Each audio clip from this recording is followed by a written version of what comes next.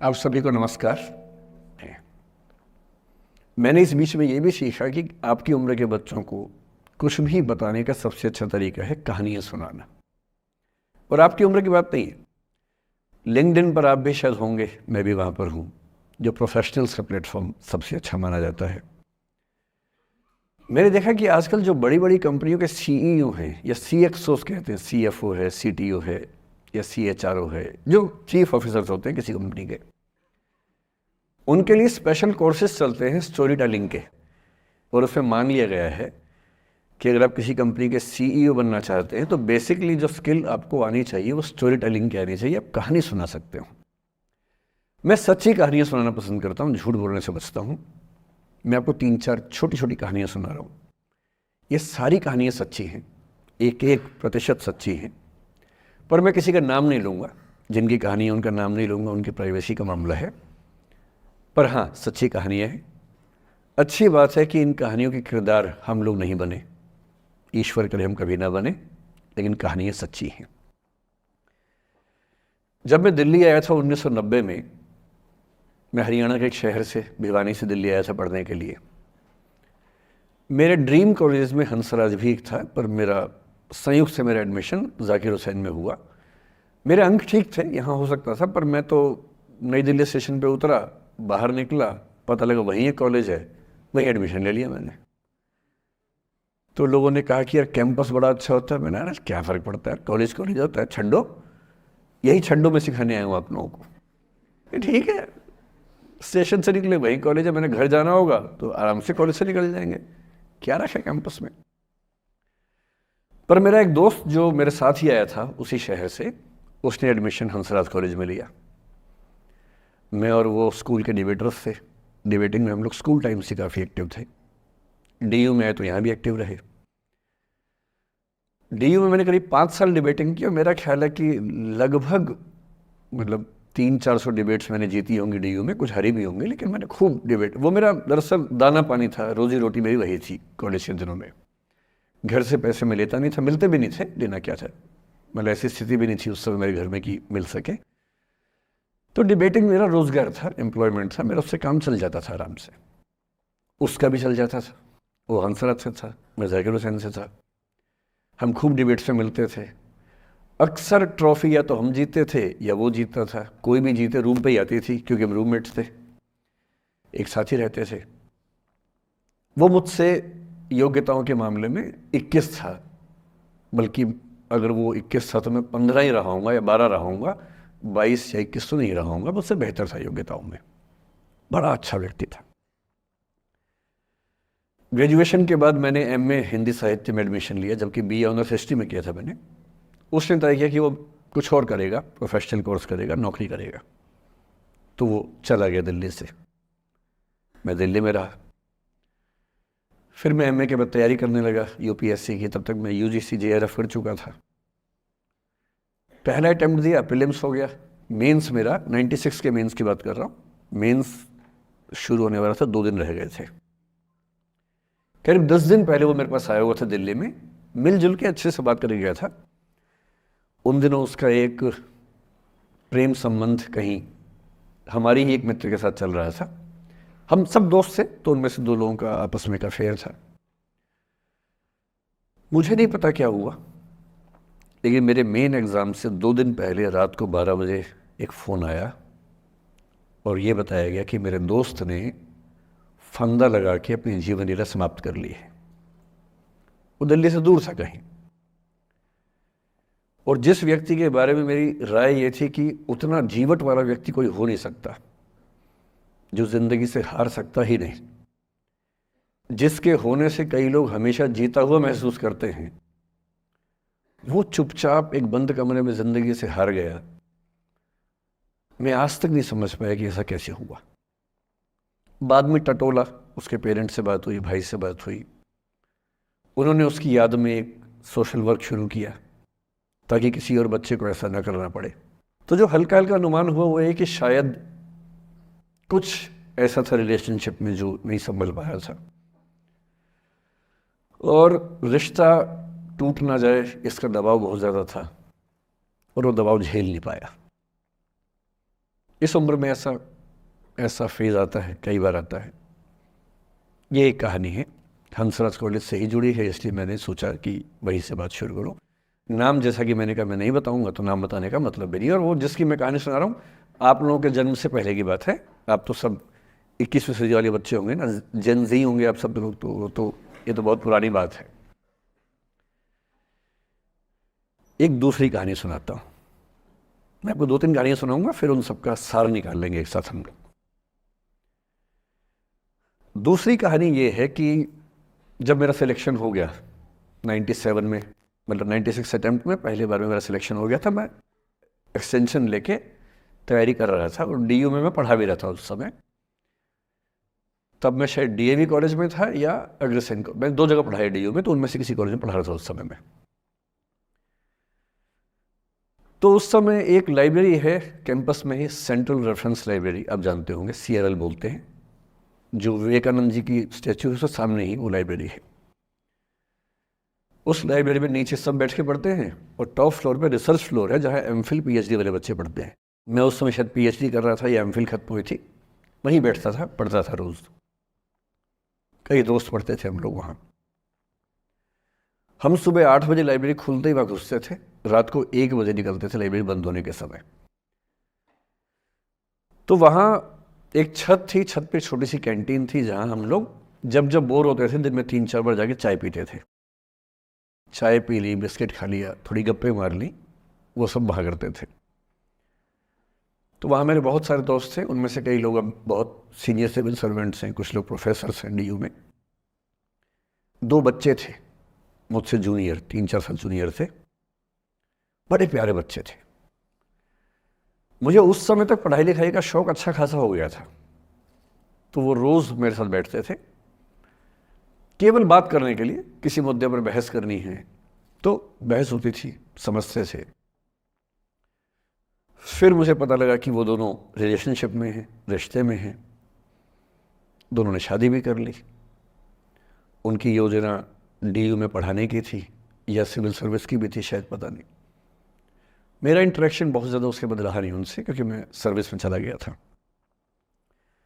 इतने जिज्ञासु बच्चे थे दोनों, इतने जिज्ञासु कि उनसे मिलकर तबीयत खुश हो जाती थी, कि हर चीज़ जानने का मन करता था उनका, हर विषय पढ़ने का मन करता था। एकदम जीवन से भरे हुए बच्चे, आंखों में चमक ऐसे। फिर दोनों की शादी हुई तो मैं शादी में जा नहीं पाया, क्योंकि मेरा रिश्ता सिर्फ लाइब्रेरी में 1 घंटा गप मारने वाला था, उससे ज़्यादा था नहीं रिश्ता उनके साथ। फिर सुनता रहता था कि मैं सब बढ़िया चल रहे, पढ़ाई कर रहे हैं, तैयारी कर रहे हैं।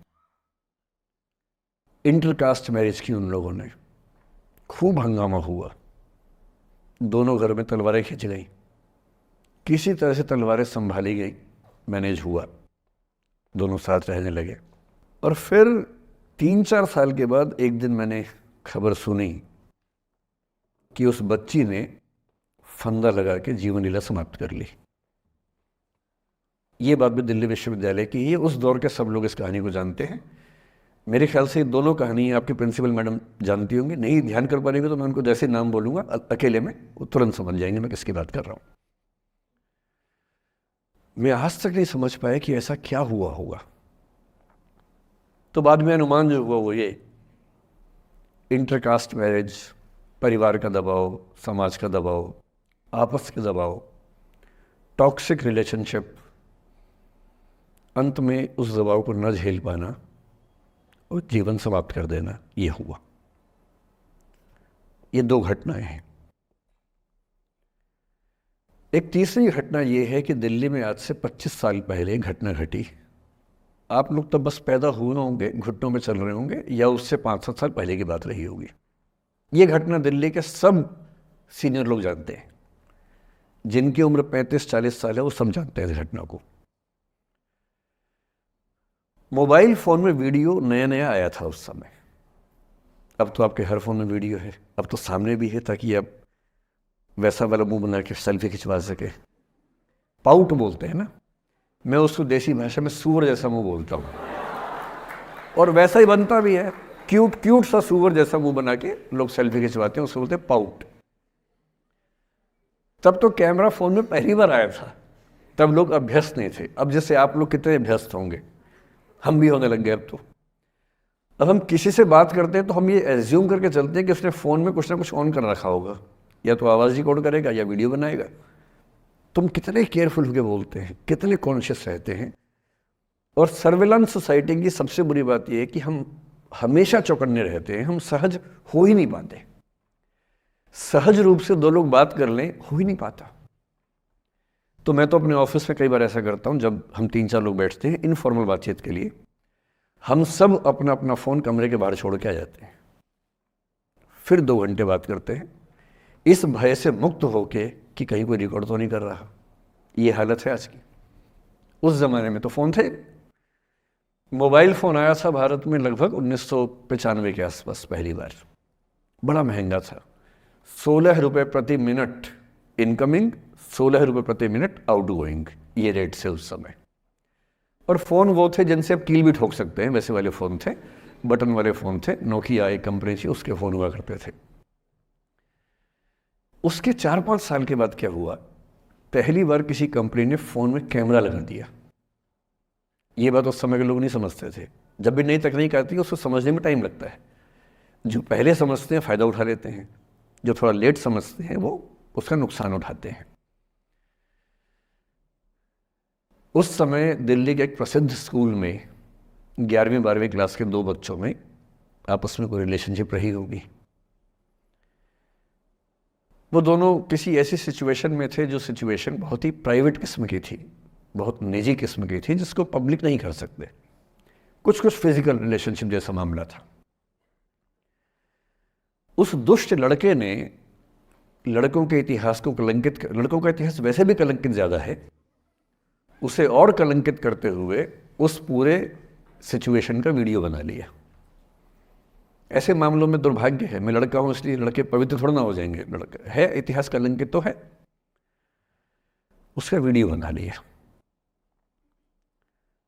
और दुष्टता का चरम स्तर निभाते हुए वो वीडियो अपने एक दोस्त को शेयर कर दिया। ये कहे कि किसी और को दिखाना मत।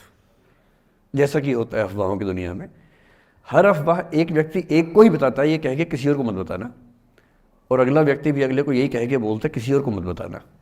और इस तरह से पूरे शहर को खबर होती है और सबको लगता है कि सिर्फ मुझे पता है। वो वीडियो फैल गया।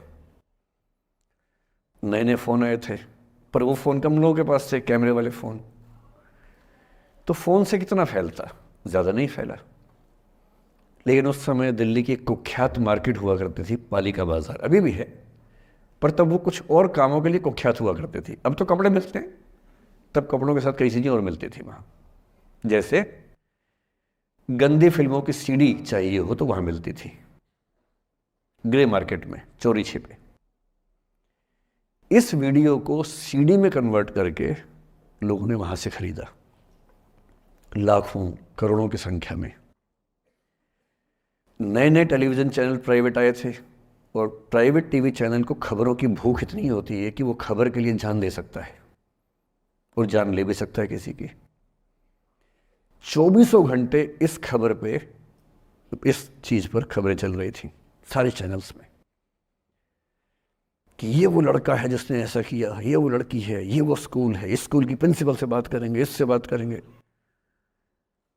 वो जो बच्ची थी जिसकी इसमें कोई गलती नहीं थी, सिवाय इसके कि वो किसी एक लड़के से प्रेम करती थी, जो कि उस उम्र में बच्चे कर बैठते हैं। इसके लिए बहुत चिल्लपौनी मचानी चाहिए। बच्चों को आप हर बात पे अपराधी नहीं मान सकते।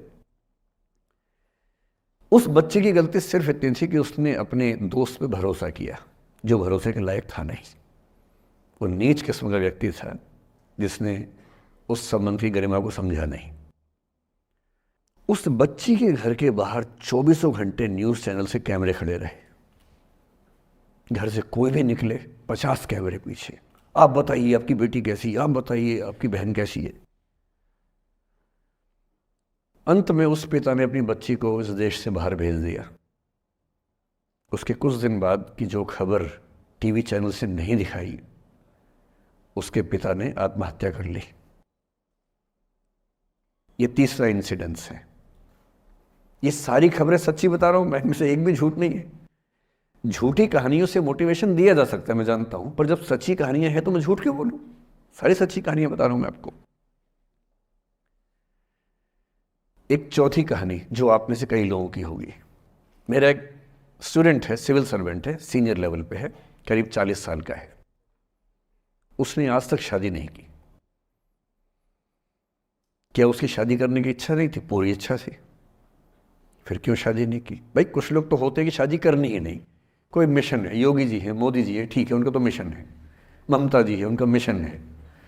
पर जिसका जीवन में ऐसा कोई मिशन नहीं है और जिसको प्रेम करने का मन भी करता हो, वो तो शादी करता है आमतौर पे। उसने शादी क्यों नहीं की जानते हैं? जब वो 25-26 की उम्र में था, जब वो मेरा विद्यार्थी भी था, एक दिन मेरे पास आके बोला कि सर एक बात करना चाहता हूँ। मुझसे मेरे स्टूडेंट्स ऐसी बातें खूब करते हैं पर्सनली आके, अब तो मैं टाइम कम दे पाता हूँ, पहले तो ये सब होता रहता था क्लास के अलावा। एकदम रोता हुआ आया, आंखों में आंसू भरे हुए बहुत सारे। मैंने क्या हो गया भाई? तो फिर उसने किसी का नाम बताया कि सर वो ही मेरी स्टूडेंट थी, कि सर उसके साथ रिलेशनशिप थी, उसने धोखा दिया है मुझे। अच्छा, धोखा देने वाली कहानियाँ मुझे बहुत अपील नहीं करती। मेरा मानना है कि दोनों पक्षों की गलतियाँ होती हैं। आपकी अगर अपने पर्सपेक्टिव से सोच सोच के धोखा करते रहते हैं, ऐसा थोड़ा ना होता है भाई। कुछ तो मजबूरियाँ रही होंगी, कोई यूं ही बेवफा नहीं होता, कुछ तो वजह होगी ना। आप थोड़ा उसकी वजह, उसका भी तो, उसकी कहानी भी तो सुनिए। और मैं जब जब दोनों कहानियाँ सुनता हूँ मुझे लगता है कि मामला ग्रे है। आप किसी एक पे उंगली उठा ही नहीं सकते कि इसने ऐसा किया। दोनों की गलतियाँ होती हैं, ऐसा थोड़ा कि एक की होती है। बहरहाल इन भाई साहब को ऐसा लगा कि धोखा हो गया उनके साथ। तो मैंने कहा चलो कोई बात नहीं यार, हो गया तो हो गया, तू नहीं कोई और सही, ऐसा क्या है। इतनी बड़ी दुनिया है, 8 अरब की आबादी अब है, उस समय भी 6-7 अरब तो थी। मैंने कहा 3.5 अरब 350 करोड़ में कोई तो होगी तुम्हारे लिए, ऐसा क्या है, कोई और देखेंगे। पर वो थोड़ा ज़्यादा सेंटिमेंटल था उस समय। धीरे धीरे पता नहीं उसके मन में क्या बैठ गया, उसके मन में ये बैठा कि दुनिया की सारी लड़कियां धोखेबाज होती हैं। ऐसे मूर्खों की कमी नहीं है दुनिया में, ऐसे बहुत मूर्ख हैं। दर्शन की दुनिया में इसे अवैध सामान्यीकरण कहते हैं, इलिसिट जनरलाइजेशन। इसका मतलब बहुत छोटे सैंपल के बेस पे ये समझ लेना कि ये थियरी पूरे ब्रह्मांड पर लागू होती है। एक लड़की ने धोखा दिया, मान लीजिए धोखा दिया, धोखा इसने दिया कि उसने दिया कि किसी ने दिया, जो भी कहानी हो, एक सैंपल से ये मान लेना कि सब ऐसे होते हैं। और उसके बाद से उसने कम से कम 10 बार कोशिश की, 10 लोगों से मिला, बातचीत की शादी के लिए। डेटिंग तो क्या करेगा 40 की उम्र में, लेकिन हाँ बातचीत करके देखा कि शायद रुचियाँ मिल जाएं, स्वभाव मिल जाए तो शादी के बारे में सोचें। हर बार 3-4-5 मीटिंग के बाद वापस हट जाता है। अब तो मैंने पूछना बंद कर दिया है। जब तक मैं पूछता था, बोलता था कि सर 3-4 मीटिंग के बाद लगता है कि ये भी वैसी ही है। मैंने कहा भूल जाओ भाई, उससे भूल जाओ, बात खत्म हो गई। उसके बच्चे घूम रहे हैं आजकल स्कूल में, अब तुम कम से कम शादी तो कर लो। वो भाई साहब आज तक अकेले हैं और अब तो बाज़ार में मूल्य भी कम हो गया उनका, अब विकल्प भी ज़्यादा नहीं मिलते हैं। अब जो विकल्प मिल रहे हैं वहाँ उसकी रुचि और कम हो गई है। तो पूरी संभावना है कि वो जीवन अकेले ही गुजरेगा उसका। एक अंतिम एग्जाम्पल देके फिर मैं निष्कर्ष की तरफ बढ़ूंगा। मैं एक आईएएस ऑफिसर को जानता हूँ, 2 आईपीएस को जानता हूँ, बहुत योग्य लोग, देश के सबसे अच्छे संस्थाओं से पढ़े हुए लोग, प्रॉपर आईएएस प्रॉपर आईपीएस में नौकरी करने वाले लोग, और इन तीनों ने अपना जीवन समाप्त कर लिया नौकरी में रहते हुए। क्यों? क्योंकि नौकरी और घरेलू जो दुविधाएं थी उनको झेल नहीं पा रहे थे, ना झेल पा रहे थे, ना भूल पा रहे थे, लेट गो नहीं कर पाए तो गिव अप कर दिया। और इसलिए मुझे अक्सर लगता है कि जितनी चीज़ें हम सिखाते हैं बच्चों को, हिस्ट्री, इकोनॉमिक्स, लिटरेचर, वो सब ठीक है, उनका भी महत्व है।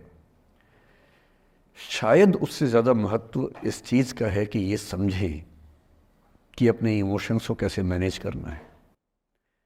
जब जीवन में ऐसा लगे कि सब खत्म हो गया है, जब जीवन में लगे कि बहुत टॉक्सिक किस्म की लाइफ हो गई है, उससे बाहर कैसे निकलें, शायद ये सबसे महत्वपूर्ण लेसन होता है जो हम सबको सीखना चाहिए। मैंने कहीं से सीखा नहीं है, ना मैंने ऐसी किताबें पढ़ी हैं। हालांकि मैंने 2 किताबें मंगवाई हैं पिछले हफ्ते, पढ़ी नहीं है अभी तक, तो मैं किताबों के बेस पे नहीं जानता कैसे सीखते हैं, लेकिन ज़िंदगी से तुम सीख सकते हैं। इन कहानियों का सबका एक ही सार है, वजह अलग अलग है। एक व्यक्ति ने इसलिए अपना जीवन समाप्त किया कि वो रिश्ता उसके हाथ से छूट रहा था।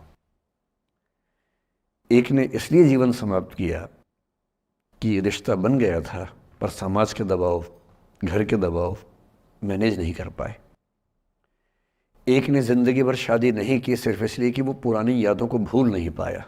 अरे एक बार गलती हो गई तो हो गई, आगे तो संभावना जीवन में है भाई, क्यों इतना हावी रखने उसी दिमाग के ऊपर। कुछ लोग देश की सबसे अच्छी नौकरी में होकर हर पैमाने पर सफलता की हर कसौटी पर खरा उतरने के बाद जीवन नहीं बचा पाए, क्योंकि दूसरों की नज़र में आप बहुत सफल हो जाए, अपनी नज़र में शून्य हो, तो फिर जीवन कैसे बने, जीवन कैसे बचे। इन सारी कहानियों का मूल भाव एक ही है। अगर आप खुद को हैंडल नहीं कर सकते तो दुनिया को क्या हैंडल करेंगे। दुनिया को हैंडल करने से पहले खुद को हैंडल करना सीखना पड़ता है, और उसका सबसे आसान जो रामबाण उपाय है उसको बोलते हैं द आर्ट ऑफ लेटिंग गो। जाने दो। वो अफसाना जिसे अंजाम तक लाना न हो मुमकिन, उसे एक खूबसूरत मोड़ देकर छोड़ना अच्छा। साहिर ने लिखा। प्रेम की दुनिया के बारे में साहिर से अच्छा कौन लिखेगा। तारुफ समझते, तारुफ ना परिचय, इंट्रोडक्शन। कहते तारुफ रोग बन जाए तो उसको भूलना बेहतर। अरे परिचय हुआ किसी से, आपकी भाषा में इंट्रो हुआ, यही बोलते हो ना आप लोग, इंट्रो हो गया। इंट्रो हुआ, दोस्ती हुई, बाद में लगा रहे यार ये तो ऊट पटांग आदमी है या ऊट पटांग लड़की है, छोड़ो फिर, ऐसा क्या लोड लेना है। तारुफ रोग बन जाए तो उसको भूलना बेहतर, ताल्लुक बोझ बन जाए तो उसको तोड़ना अच्छा। वो अफसाना जिसे अंजाम तक लाना ना हो मुमकिन, उसे एक खूबसूरत मोड़ देकर छोड़ना अच्छा। बस करना यह है कि खूबसूरत मोड़ देकर छोड़ना है, हाथ में तेजाब की बोतल लेके नहीं। और आज की पीढ़ी का ये समझना बहुत ज़रूरी है कि छोड़ना भी अच्छे तरीके से हो सकता है। तो मैं उस बात पर आऊँ उससे पहले थोड़ा संक्षेप में समझा दूँ। मुझसे कुछ बच्चों ने पूछा इस बीच में कि जितना आसानी से आप बोल रहे हैं, क्या सच में इतना आसान होता है। कैसे छोड़ें उन चीज़ों को जो मन पर हावी हैं, उन इमोशंस के टर्मोइल को, उन इमोशंस की इंटेंसिटी को कैसे मैनेज करें। क्या सच में इतना आसान होता है। आसान तो नहीं होता है। मेरी उम्र में आसान है, आपकी उम्र में आसान नहीं होता है। मेरी उम्र में क्यों आसान है, क्योंकि ये सारा खेल हार्मोन्स का है, ये सारा खेल केमिस्ट्री का है।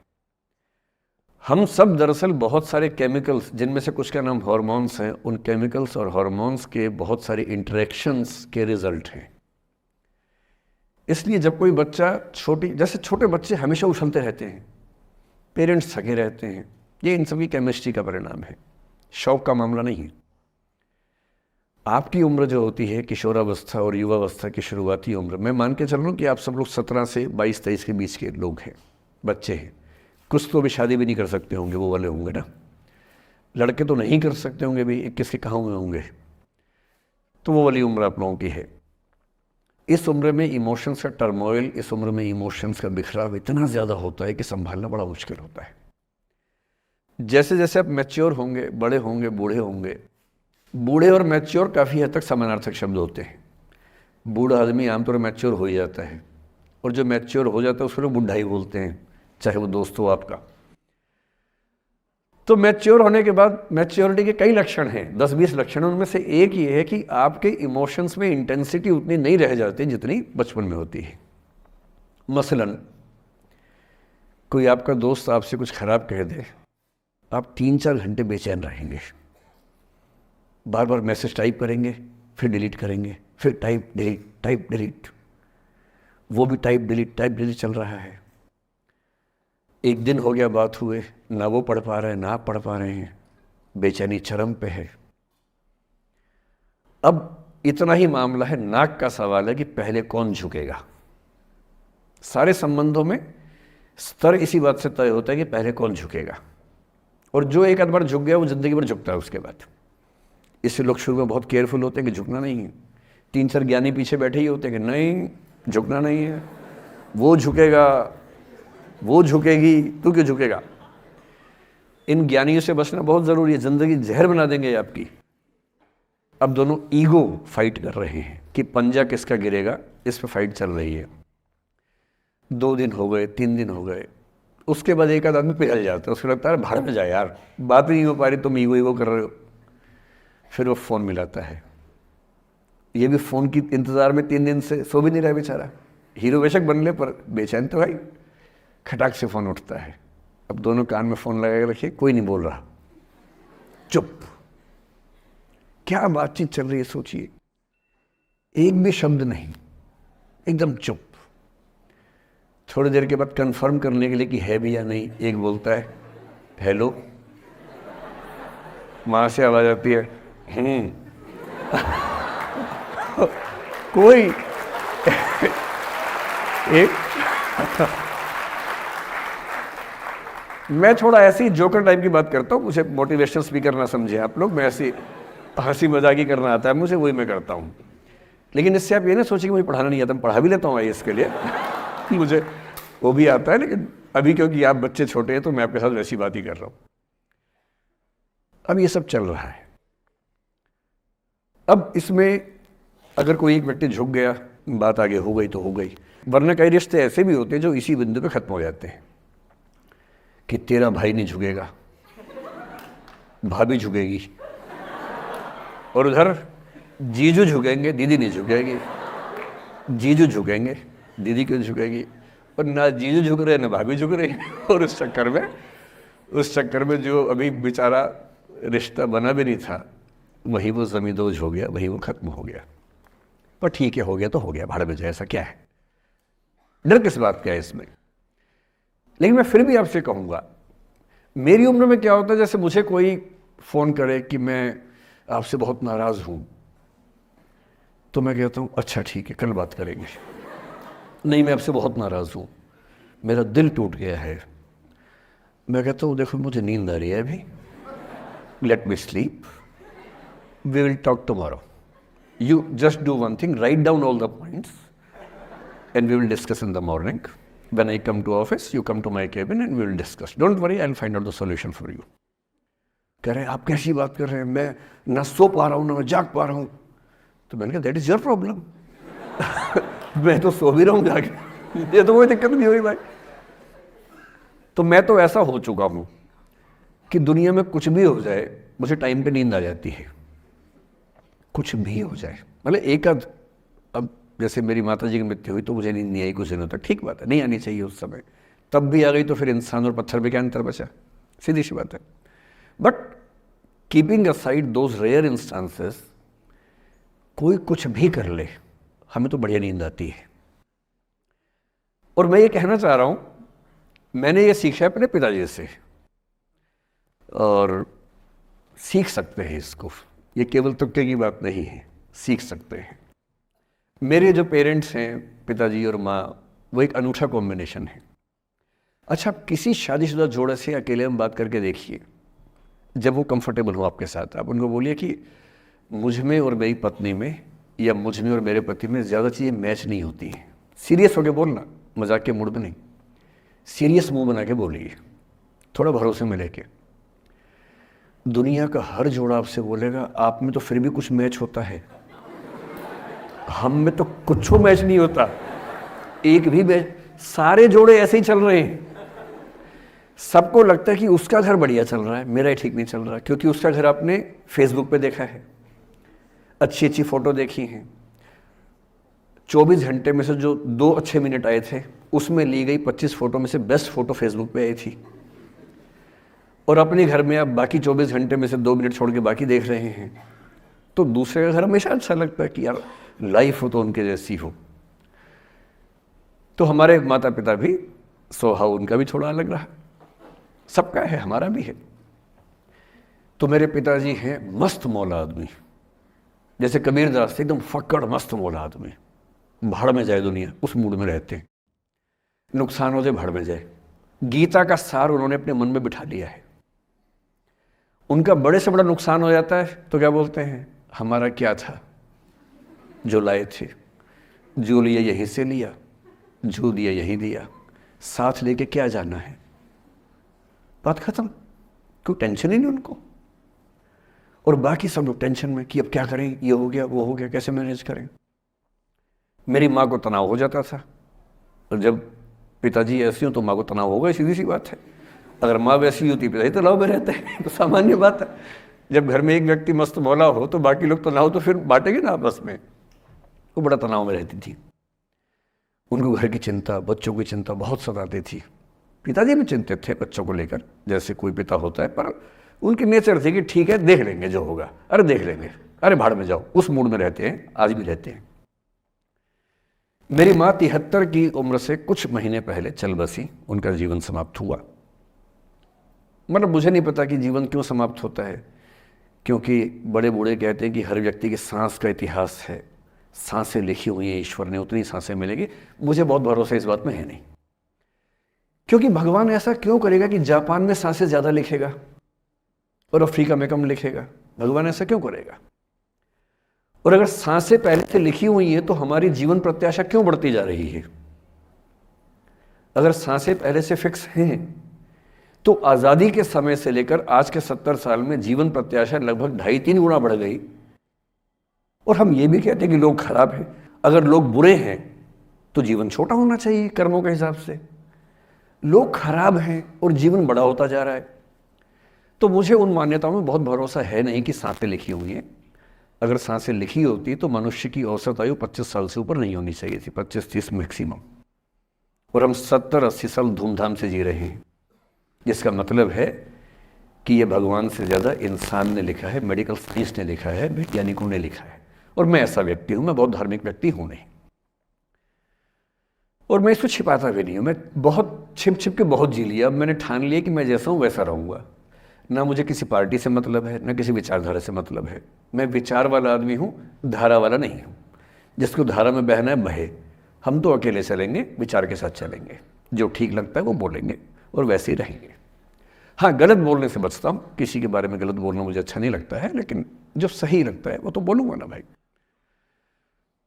मेरे पिताजी 81 साल के हैं, अभी 81 साल के हुए कुछ दिन पहले, और एकदम मस्त मौला आदमी है, मुझसे ज़्यादा युवा हैं। मैं 50 साल का बूढ़ा हूँ, वो 81 साल के युवा हैं। उनके चेहरे की चमक, मतलब कई ट्यूबलाइट फेल है उनके सामने, ऐसी चमक चेहरे पर रहती है। क्यों रहती है? उसकी एक वजह यह कि वो रोज़ सुबह 2-3 घंटे प्राणायाम, योग, ध्यान, बहुत कुछ करते हैं। उनका भोजन इतना संतुलित है, सप्ताह में कम से कम एक बार, कभी कभी महीने में 4 से ज़्यादा 6-7 बार उपवास करते हैं पूरा। वो सब चीज़ें उनके अभ्यास में हैं, जो मेरे अभ्यास में उतनी नहीं है। मैं भी कोशिश करता हूँ, पर अभी उतना सफल नहीं हो पा रहा हूँ। पर मेरी राय में उनके इस सुंदर जीवन का सबसे बड़ा राज ये क्षमता है कि वो हर चीज़ को लेट गो कर देते हैं। तनाव उनके पास आता है तो फिसल के निकल जाता साइड से, लेते ही नहीं तनाव किसी बात का। कुछ भी हो जाता है तनाव ही नहीं लेते। और मुझे लगता है कि काश ये चीज़ मेरी माँ के स्वभाव में होती, कम से कम 10 साल उनका जीवन और ज़्यादा तो होता। और मैं अपने अनुभव से बता रहा हूँ, बहुत विश्वास से बता रहा हूँ। मैं ना सोने जागने में नियमित व्यक्ति हूँ, ना मैं बहुत कसरत करता हूँ। ठीक हूँ, मतलब बुरा भी नहीं हूँ, ठीक हूँ। मेरी उम्र के अधिकांश लोग बीपी, शुगर, बहुत बीमारियों से ग्रस्त हैं। मैं फिलहाल नहीं हूँ। क्यों नहीं हूँ? मेरे पास इसका उत्तर एक ही है, मैं लोड लेता नहीं किसी बात का, दबाव लेता नहीं, तनाव लेता नहीं। भाई अच्छा हो रहा है तो भी ठीक है। जब मैं सफल, जैसे मैं 3 साल में पिछले काफ़ी सफल हो गया, जितना मुझे नहीं होना चाहिए था, मैं तो कैसे हो गया हूँ सफल। अगर मैं सफल हो गया तो मैं इस बात का लोड भी नहीं ले रहा कि मैं सफल क्यों हो गया। अरे हो गया तो किस हो गया, कई लोग हो जाते हैं, हम भी हो गए, ऐसा क्या है। कल को नहीं रहूंगा, मान लीजिए, ऐसा हो सकता है, कल को फेल हो जाऊं कहीं। फेलियर को पचाना पता नहीं कितना मुश्किल होता होगा लोगों के लिए। मैं अपने बारे में जानता हूं, मुझे मुश्किल नहीं होने वाला, क्योंकि मैंने सफलता का लोड लिया ही नहीं अपने ऊपर। विफलता मुझे क्या प्रभावित करेगी, बहुत फर्क नहीं पड़ता है। और मैं दावे से कह रहा हूं कि यदि ये टेम्परामेंट आपका हो, जो मेरे पिताजी से मैंने सीखा है, तो आप जिंदगी में सफल कितने होंगे वो एक अलग पैरामीटर है, पर आपकी जिंदगी शानदार होगी। और जितनी जिंदगी आपकी है, जितनी सांसें आप कहते हैं कि लिखी हुई हैं, गारंटी से कह रहा हूं कि 10 साल बढ़ जाएंगे। कुछ और लोगों के आप कम कर देंगे अलग बात है, लेकिन अपने 10 साल बढ़ा लेंगे। इसलिए ये सीखना बहुत ज़रूरी है कि कैसे लेट गो करना है जिंदगी की चीज़ों को। 3-4 प्रसंग होते हैं। एक होता है कि आप किसी को बहुत चाहते हैं पर वो आपको नहीं चाहता। आपकी उम्र में ये सब तो खेल होता है, और क्या खेल होता है। मेरे घर में 2 बच्चे हैं 17 साल के, तो मैं उनको देख के समझता रहता हूँ। वो मुझसे छुप छुप के किसी से बात करते हैं और मैं छुप छुप के सुन लेता हूँ। तो उन्हें नहीं पता, मुझे तो नाम भी पता है किससे बात करते हैं, एक आध का तो एड्रेस भी पता है मुझे। और मैं तो बच्चों को बोलता हूँ कभी जाना वाना हो तो मैं ले चलूँगा, चिंता मत करना, बोल देना कि ड्राइवर साथ में आया है, टेंशन मत लेना। तो मेरे तो बच्चे मेरे दोस्त हैं, मैं तो बड़ा दोस्ती के भाव में रहता हूँ। मेरा एक ही बेंचमार्क है कि वो जिस उम्र में जैसे हैं मैं कैसा था, और वो मुझसे अच्छे चल रहे हैं। उससे ज़्यादा उम्मीद मुझे करने में नहीं चाहिए। मैंने जो कुकृत्य 8वीं क्लास में किए थे उन्होंने 11वीं क्लास में किए, तो बहुत है। मैं ये क्यों मान के चलूं कि वो देवी देवता पैदा होंगे, मेरे ही तो बच्चे हैं भाई। जीन तो मेरे ही है, तो कैसे देवी देवता हो जाएंगे। तो ज़्यादा उम्मीदें क्यों पालनी है बच्चों से भी। मैं क्यों चाहूं कि मेरा बच्चा आईएएस जॉब करे, क्यों करे, वो आईएएस भी क्यों करे। उसका मन करेगा तो करेगा, नहीं करेगा तो भाड़ में जाए। अगर वो कहेगा कि मुझे स्टार्टअप करना है, स्टार्टअप कर लो भाई। अगर वो कहेगा मुझे कुछ और नौकरी करनी है प्राइवेट सेक्टर में, तो वो कर लो। मैं क्यों ठेकेदार बनूं उसका भाई। मैं क्यों ये चाहूं कि वो मेरे रास्ते पर चले, मुझसे बेहतर बने। ये सब बेकार की बातें हैं। और पेरेंट्स, आज तो बच्चों से बात कर रहा हूं, जैसे मैं पेरेंट्स से बात करता हूं उनकी बहुत क्लास लगाता हूं कि पेरेंट होना और बच्चे का दुश्मन होना कई बार बराबर हो जाता है। और यदि आप नहीं चाहते कि आप बच्चों के दुश्मन बने, बहुत सारे लोग मन ही मन में पेरेंट्स से नफरत करते हैं, माँ बाप से नफरत करते हैं, क्योंकि माँ बाप ने पेरेंटहुड का धर्म ठीक से निभाया नहीं। उन्होंने इतनी इच्छाएं थोपी, इतने दबाव बनाए कि बच्चों को ज़िंदगी कई फैसले इस दबाव में करने पड़े कि मेरे पेरेंट्स ये चाहते हैं। वो बन ही नहीं पाए जो वो थे। और दुनिया में सबसे बुरी स्थिति है वो न हो पाना जो आप हैं। अपनी सहजता से दूर होना, इससे बड़ी बुरी कोई स्थिति नहीं। साहित्य में इस पर खूब लिखा गया है। कामायनी एक रचना बड़ी प्रसिद्ध है जयशंकर प्रसाद की। उसमें मूल समस्या ही ये है, ज्ञान दूर कुछ क्रिया भिन्न है, इच्छा क्यों पूरी हो मन की, एक दूसरे से न मिल सके यही विडंबना है जीवन की। आपका दिमाग कुछ कहता है, दिल कुछ कहता है, कर कुछ हो रहे हैं आप। जिस व्यक्ति का दिमाग, दिल और हरकतें आपस में कनेक्टेड हैं, कंसिस्टेंट हैं, उससे ज़्यादा सुखी कोई मनुष्य नहीं है। इसलिए मैं अक्सर कहता हूँ कि आप खुश हैं या नहीं, इसका सबसे बड़ा पैरामीटर ये है, आपका दिमाग, आपका दिल, आपकी हरकतें, आपके एक्ट्स अगर कंसिस्टेंट हैं, कोहेरेंट हैं, कनेक्टेड हैं, इंटीग्रेटेड हैं, तो आपसे ज़्यादा सुखी कोई नहीं है। और यदि आप पूरी ज़िंदगी केवल निभाने में खर्च कर देते हैं तो ठीक है, दुनिया की निगाह में आप सफल होंगे। पर किस दिन खबर आ सकती है कि अच्छे आदमी थे, नहीं झेल पाए, नहीं झेल पाए, अंत में दिल का दौरा पड़ जाता है, बीपी हो जाता है, डायबिटीज़ हो जाता है। बच्चे बोलते हैं कि डायबिटीज़ चीनी खाने से होता है, बेकार बात है। डायबिटीज़ स्ट्रेस से होता है। डायबिटीज़ होने के बाद चीनी खाना मना है। चीनी खाने से आज तक किसी को डायबिटीज़ नहीं हुआ है। डायबिटीज़ केवल तनाव से होता है। तनाव पहले ही दुनिया में इतने सारे हैं, नौकरी के तनाव, कितने झंझट दुनिया में हैं, उसके ऊपर से अपने स्वभाव से दूर होने का तनाव, कितना बड़ा तनाव है। क्यों पालना चाहिए।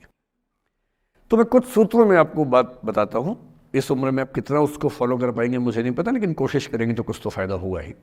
पहला सूत्र मेरा आप लोगों के लिए ये है कि जब आप किसी को पसंद करें और वो आपको पसंद ना करे तो टेंशन नहीं लेनी है, तेज़ाब तो नहीं उठाना है। ठीक, कई लोग इस मूड में रहते हैं, मुझे पसंद नहीं करेगी, मैं राजा हूं, मैं नवाब हूं, मुझे पसंद नहीं करेगी। अरे तू क्या है भाई, नहीं पसंद हो तो नहीं पसंद हो, ये क्या बात हुई? सबसे पहले अपने अंदर से लोकतांत्रिक बनिए, डेमोक्रेटिक बनिए। जैसे आपको हक है किसी व्यक्ति को पसंद करने का, उसको भी हक है किसी को पसंद या नापसंद करने का। यदि कोई ऐसा व्यक्ति जिसको आप पसंद नहीं करते वो आपको प्रपोज करे तो आप उसको मना ही तो करेंगे। बस मना इज्जत से कीजिए, किसी को बेआबरू करके मत भेजिए। ये नहीं कि अच्छा तुम शीशा देखा है कभी, रुको रुको आईना मेरी जेब में लो, ऐसे नहीं करना है। बड़े बेआबरू होकर तेरे कूचे से हम निकले, वो वाला भाव जो गालिब को आया था वो भाव नहीं आना चाहिए। अगर कोई आपको कभी प्रपोज करे, आप लोगों की उम्र है, ये सब चलता ही होगा आप लोगों के बीच में, मैं आपके टीचर से सामने बोल रहा हूँ लेकिन मैं ऐसा ही हूँ, मैं जानता हूँ कि आपकी उम्र में से होता होगा, सब जानते हैं तो होता ही होगा। कभी किसी से ये उम्मीद मत करना कि वो आपको पसंद करे ही करे। यदि कोई रिजेक्ट करे, बस हाँ रिजेक्शन थोड़ा प्यार से होना चाहिए, बदतमीजी से नहीं होना चाहिए। उसके अधिकारों का उतना ही सम्मान कर रहे हैं जितना आप अपने अधिकार का सम्मान करते हैं कि ठीक है भाई आपको मैं पसंद नहीं, कोई बात नहीं, तू नहीं कोई और सही, कोई और नहीं कोई और सही, बहुत लंबी है जमी मिलेंगे लाख हंसी, इस जमाने में सनम तू अकेली तो नहीं। कितने लोग हैं दुनिया में, ऐसा क्या है?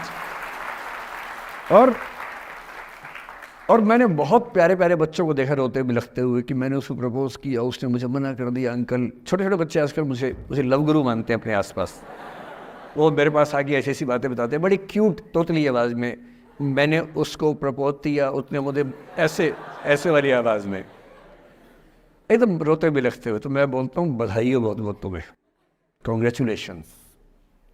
मैंने अपनी ज़िंदगी में ऐसे 50 मामले देखे और 50 में से कम 49 मामले में जब कहीं दिल नहीं लगा, बाद में उससे बेहतर ही व्यक्ति मिला। अगर कभी ऐसा हो ना, मन ही मन में बधाई देना अपने आप को कि बच गया। हाँ बोल देता तो फंस जाती, हाँ बोल देते तो मर जाता। और मन में भाव वही रखना है, तू नहीं कोई और सही बात खाना, स्ट्रेस नहीं लेना है। मैं जानता हूं कि आपकी उम्र में आसान नहीं होता, आपको रात रात भर सपने आएंगे, बेचैनी होगी, करवटें बदलते रहे सारी रात हम, आपकी कसम आपकी कसम, ये सब ड्रामा होता है।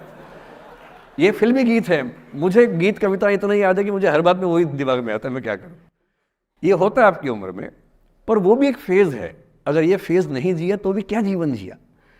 कभी कभी बेचैनी भी तो होनी चाहिए, वरना ज़िंदगी में मज़ा क्या है। अगर हर चीज़ लिनियर है, हर चीज़ फॉर्मुलाइज है, फिर मज़ा क्या है ज़िंदगी में। ये उठापटक, ये बेचैनी, ये घबराहट, ये तनाव, संतरास भी तो होना चाहिए कभी कभी ज़िंदगी में। इससे बुरी स्थिति तब होती है जब आप किसी रिलेशनशिप में हैं और वहाँ ब्रेकअप हो जाए, ये भी होता है। देखिए, मैं आपको बड़ी खरी खोटी सुनाने के मूड में हूँ। जिस तरह का प्रेम आप लोगों की पीढ़ी में होता है, मैं ये नहीं कहता कि आपकी पीढ़ी ख़राब है, हर पीढ़ी ऐसी होती है, बस ये कि आपकी पीढ़ी को सुविधाएं ज़्यादा मिल गई हैं। हमारी पीढ़ी में ना चिट्ठी लिख के भेजनी पड़ती थी, बड़ा रिस्क होता था। चिट्ठी लिखो कागज़ पे, फिर एक डाकिया ढूंढो भरोसे का, तो भरोसे वाला कुरियर बॉय या कुरियर गर्ल जाके चिट्ठी वहीं दे के आए जहाँ हमने कहा है। ये भी डाउट कहीं किसी और को दे के आ जाए। या कबूतर से बात करो, कबूतर जा जा जा, पहले प्यार की पहली चिट्ठी साजन को दिया। कबूतर का क्या भरोसा किसको दे के आ जाए। लेकिन कितना तनाव था उस ज़माने में। आपके ज़माने में क्या है, सीधे व्हाट्सएप निकाला, खटाक से भेज दिया मैसेज, और नंबर किसी से मांग लिया 1 सेकंड में। नंबर भी नहीं देना है तो किसी, कौन सी ऐप होती है, मैंने सुना कुछ और ऐप्स होती है, मेरे नंबर वाली भी होती है, इंस्टा होता है, एक और भी तो कोई होती है वो जिसमें कार्टून जैसा मुंह बन जाता है, स्नैपचैट। हाँ, स्नैपचैट पे चले गए, मैंने सुना है कि उसमें नंबर भी नहीं देना पड़ता है, ऐसा कुछ चक्कर है, वहाँ ढूंढ लिया। किसी को कुछ कन्वे करना इतना आसान दुनिया में कभी नहीं हुआ था जितना आज आसान है। इन सब के ऊपर टिंडर है, बम्बल है, पता नहीं क्या क्या है। राइट लेफ्ट करते जाना है, उसी में कहानी शुरू। पर ये कहानियाँ जितने हल्के तरीके से शुरू होती हैं, मैं दावे से कह रहा हूँ कि 100 में से 99 अट्रैक्शंस 1 से 2 महीने में ख़त्म हो जाते हैं। क्योंकि आप जिसके प्रति अट्रैक्टेड थे ना, वो तो उसका बाहर का परसोना था। जहाँ परिचय गहरा होता है, असलियत सामने आ जाती है, और जब असलियत सामने आती है, झेलना बड़ा मुश्किल होता है। आपके सपने टूट जाते हैं। आप जिस छवि पे दीवाने हुए थे, वो छवि तो सिर्फ छवि थी, वो तो इंसान नहीं था वैसा। 99% केसेस में मेरा ख्याल है कि अट्रैक्शन 1-2 महीने में समाप्त होता है। उसके बाद तो एक बोझ है जो आप ढो रहे हैं। कभी कभी होता है कि दोनों का खत्म हुआ तो बात आसान है, कभी कभी किसी एक का खत्म होता है, एक का नहीं होता है, वहाँ मामला मुश्किल हो जाता है। तो ऐसा हो सकता है आपके जीवन में कि दूसरा साथी आपका ये कहे कि भैया देखो, मैं तुम्हारे साथ कुछ महीने से हूँ, पर मुझे अब अच्छा नहीं लग रहा, मैं ब्रेकअप करना चाहता हूँ। मैं आपसे ये निवेदन करूँगा कि ये मान के मत चलना कि उसने आपको धोखा दिया है, क्योंकि बच्चे तुरंत उस मुद्रा में आए थे, अच्छा अब मैं कुल्हाड़ी उठा लूँगी, अब मैं तेजाब उठा लूँगा, तूने मुझे धोखा दिया है, तूने मुझे चीट किया है, you are a cheat, you are a liar, you are a पता नहीं क्या क्या। पता इंग्लिश में गालियाँ बड़ी सुंदर देते हैं बच्चे। मैं ये कहना चाह रहा हूँ कि इस बात की संभावना मान के चलिए कि हो सकता है कि आपके साथ 2 महीने रहने के बाद सच में उसको ये लग जाए कि आपके साथ ट्यूनिंग ठीक नहीं है, या आपको लग जाए कि आपकी ट्यूनिंग उस व्यक्ति के साथ ठीक नहीं है। और किसी मुर्दा को अपने पास पकड़ के रखना उसका मज़ा नहीं है। आप किसी को बांध तो लेंगे, पर जब उसका दिल आपके पास है ही नहीं, दिल विहीन लाश अपने पास टिका के रखना, एक मुर्दे को बांध के रखना, इससे बेहतर है जाने दो। बांधना नहीं, बांधते वो हैं जिनमें असुरक्षा बहुत ज़्यादा होती है। उस असुरक्षा से बचने का उपाय खुद को बेहतर बनाना है। आप इतने बेहतर हों कि आपको चाहने के लिए हज़ारों लोग हों। क्यों आप इतना डिपेंडेंट होते हैं कि इस एक व्यक्ति के अलावा मेरा कोई है ही नहीं दुनिया में? ऐसा क्यों सोचना है? और ऐसे ही मामले में ये करना है वो अफसाना जिसे अंजाम तक लाना ना हो मुमकिन, उसे एक खूबसूरत मोड़ देकर छोड़ना अच्छा। और ये खूबसूरत मोड़ कैसे होगा? अगर कोई जाना चाह रहा है तो आपके पास 3 ऑप्शंस हैं। एक, ना उसको अच्छे से बात करे, ना खराब से बात करे, न्यूट्रल होके जाने दे। एक, उसको धमकी दे, बर्बाद कर दूंगा, छोड़ूंगा नहीं, तो निकल के देख घर से, तेरे एड्रेस पता करवा लूँगा, मेरे साथ 50 दोस्त हैं, मेरे सारे आवारा हैं, सारे बेरोजगार हैं, सारे कुंठित लोग हैं, सारे गुंडे मवाली हैं, उनका धंधा यही है, तेरे पीछे छोड़ दूंगा सबको। एक ही तरीका है।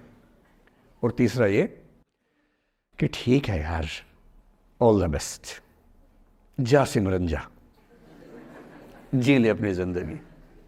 अरे ठीक है, हो सकता है मैं तुझे ठीक नहीं लगा, कोई बात नहीं, लेकिन किसी से मिलो तो बढ़िया से मिलना, तेरी ज़िंदगी अच्छी हो। मैं भी ढूंढ ही लूँगा किसी न किसी को, थोड़ी हेल्प कर दियो, कहीं इंट्रो करवा दियो मेरी भी, लेकिन ठीक है तू भी जा। ये होता है खूबसूरत मोड़ देकर छोड़ना अच्छा। चिपकू नहीं बनना है किसी के पीछे, ना बोरा जाना है कि तुम जाओ, मैं तो दीवाना, स्थायी दीवाना हूँ तुम्हारा। कोई जब तुम्हारा हृदय तोड़ दे, तड़पता हुआ जब तुम्हें छोड़ दे, तब तुम मेरे पास आना प्रिय, मेरा दर खुला है, खुला ही रहेगा तुम्हारे लिए। वाह! पहले के ज़माने में बेरोज़गारी का ये लक्षण था। हम जब छोटे थे ये गाने सुनते थे, हम ये सुन के बड़े हुए कि ऐसा ही करना पड़ता है शायद प्रेम में। तो हमारे स्कूल में लोगों ने इसका पैरोडी बनाई, जब कोई तुम्हारा सर फोड़ दे, तड़पता हुआ जब तुम्हें छोड़ दे, तब तुम मेरे पास आना प्रिय, ये क्लिनिक खुला है, खुला ही रहेगा तुम्हारे लिए, तो बस आ जाना। जब कोई तुमको सड़क पे छोड़ दे, गाड़ी अपनी वहाँ से मोड़ ले, तब तुम मेरे पास आना प्रिय, ये ठेला खड़ा है, खड़ा ही रहेगा तुम्हारे लिए। क्यों भाई, क्यों खड़े रहोगे? बेरोजगार हो क्या? अरे ठीक, जा सिमरन जा, जी ले, और मैं भी जा रहा हूँ जीने के लिए। ये दीवाना नहीं बनना है कि तुम मतलब मुझे ना चाहो तो कोई बात नहीं, किसी और को चाहोगी तो मुश्किल होगी। अजीब हाल है यार, तुम ठेकेदार हो कि तेरा ठेका मेरे पास है, नहीं तो किसी के पास नहीं है। अजीब हाल है। अरे ठीक है भाई, उसकी ज़िंदगी है, जीने दो उसको। क्यों किसी की ज़िंदगी में इतना हावी होने का प्रयास करना है? जब आप नहीं चाहते कि आपकी ज़िंदगी में कोई हावी हो, आप क्यों किसी की ज़िंदगी में इतने हावी होंगे? और जब बहुत दर्द हो ना, हमेशा दूसरे के पर्सपेक्टिव से भी सोच के देखिए कि उसको ऐसा क्यों करना पड़ा। क्या पता कोई मजबूरी हो, कभी कभी होती है। मैं बुद्ध की मजबूरी सोच के परेशान होता हूँ कई बार, और फिर मैं सोचता हूँ कि काश यशोधरा जैसा व्यक्तित्व सबका होता। बुद्ध की रियल कहानी क्या है शायद किसी को नहीं पता। मैं जिस कहानी की बात कर रहा हूँ, मैथिली शरण गुप्त नाम के एक बड़े प्रसिद्ध कवि ने यशोधरा नाम की पुस्तक में वो कहानी लिखी है, भूमिका में जिक्र किया। बुद्ध बचपन से ही थोड़े से वैरागी किस्म के व्यक्ति थे। उनकी कुंडली देख के एक ज्योतिषी ने बताया भी था। माता पिता बहुत परेशान थे, शुद्धोदन उनके पिता का नाम था।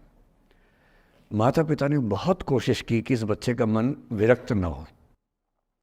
अच्छा महल बनवाया, सारी सुविधाएं दी। जैसे ही बुद्ध थोड़े से किशोरावस्था में आए, उस समय की दुनिया की सबसे खूबसूरत महिला से, लड़की से, यशोधरा से उसकी शादी करवा दी। यशोधरा के पिता ने काफ़ी एग्ज़ाम लिए बुद्ध जी के, वो सारे एग्ज़ाम में पास हुए तब जाके शादी हुई, ऐसे नहीं हुई। शादी हुई तो बुद्ध भी ठीक था, रमे रहे उस जीवन में। बेटा हुआ उनका राहुल। अब बुद्ध की विरक्ति का भाव बढ़ता जा रहा था। 29 साल की उम्र के आसपास ऐसा हुआ कि उन्होंने एक मृत व्यक्ति को देख लिया, एक बूढ़े को देखा, एक भिखारी को देखा, एक बीमार को देखा। विरक्त हो गए और उनका मन हुआ घर छोड़ दूं, ज्ञान की खोज में चला जाऊं। अब ज्ञान की खोज में जाएं, उनको पता है कि भाई मेरी पत्नी भी है, मेरा बेटा भी है, राज्य भी है, कैसे छोड़ दूं? छोड़ना जरूरी है। अंदर की आवाज है कि छोड़ो, तुम इस चीज के लिए नहीं बने हो, तुम्हारा स्वधर्म कुछ और है। बाहर की जिम्मेदारी है कि छोड़ नहीं सकते। मैं अनुमान करता हूं कि बुद्ध ने शायद अपने पिताजी से कहा हो कभी कि पिताजी मैं बहुत परेशान हूं, छोड़ना चाहता हूं। तो पिता ने समझा बुझा के मना किया होगा कि बेटा शोभा नहीं देता, ऐसा मत करो। हो सकता है पत्नी से भी बात की हो, पत्नी ने भी कहा हो कि ये क्या बात हुई, हम सबका जीवन तुम पे टिका है, बच्चा अभी बिस्तर से भी नहीं उतरा है, अभी तो चलना भी नहीं शुरू किया है, तुम ऐसी बात कर रहे हो। इसका जिक्र नहीं मिलता इतिहास में कि ये बात हुई कि नहीं हुई। और एक दिन बुद्ध ने तय किया और वो आधी रात को पत्नी और बेटे को सोता हुआ छोड़ के चले गए। इसको बौद्ध परंपरा में महाभिनिष्क्रमण कहते हैं, बुद्ध का अपने घर से निकल जाना। अब बुद्ध चले गए, लेकिन मैथिली शरण गुप्त यशोधरा के पर्सपेक्टिव से बुद्ध को देख रहे हैं।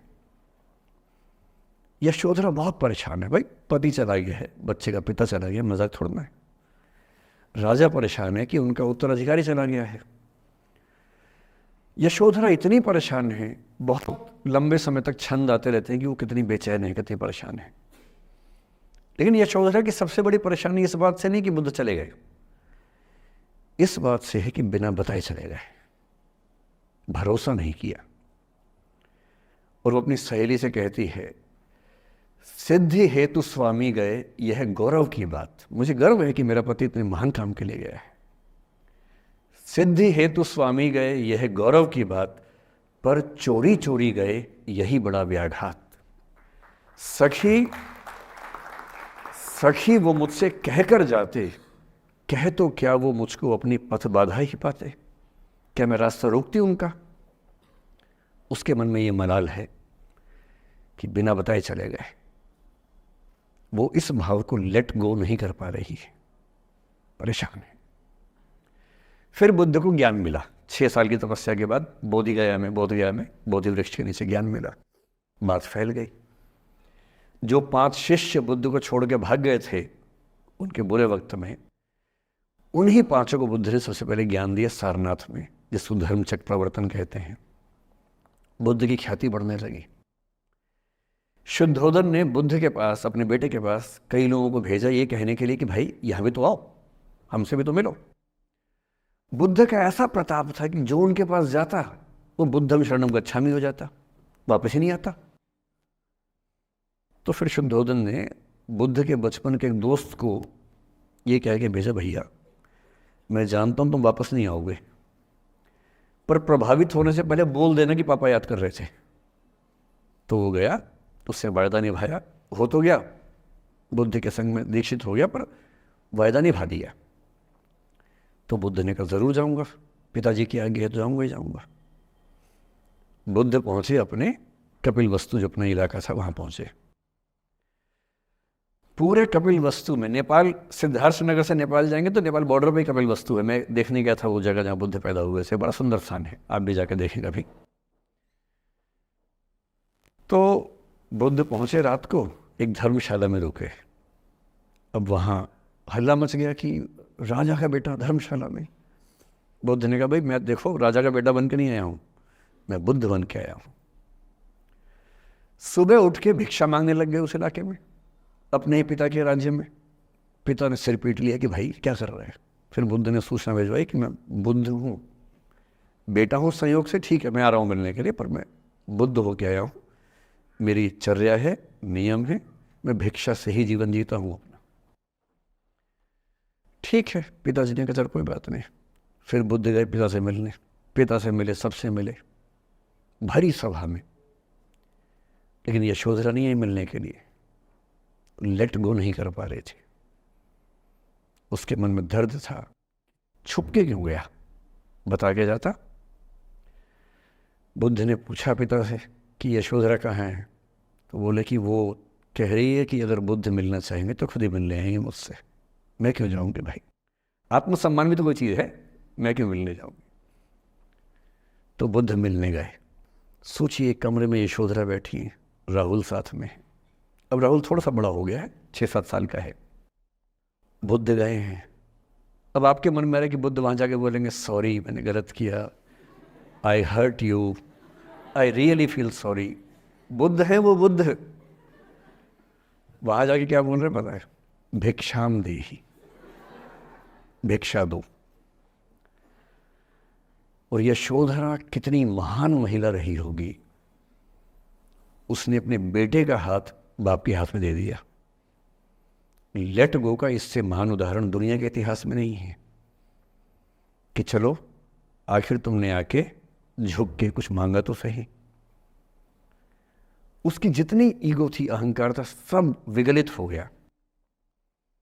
और जो औरत परेशान थी कि मुझसे बिना बताया गया, उसने अपने बेटे को दे दिया कि इसको लेके जाओ, क्योंकि मैं जानती हूँ कि तुम महान काम कर रहे हो, और तुम महान काम कर रहे हो तो मैं क्यों बीच में आऊंगी भाई। मेरा पति महान काम कर रहा है तो मुझे खुशी होनी चाहिए, और तुम्हारी उस खुशी में मैं क्यों पीछे हटूं। बस मुझे भरोसे में लेके जाते तो और खुश होती। ऐसी दूसरी कहानी राधा जी की है।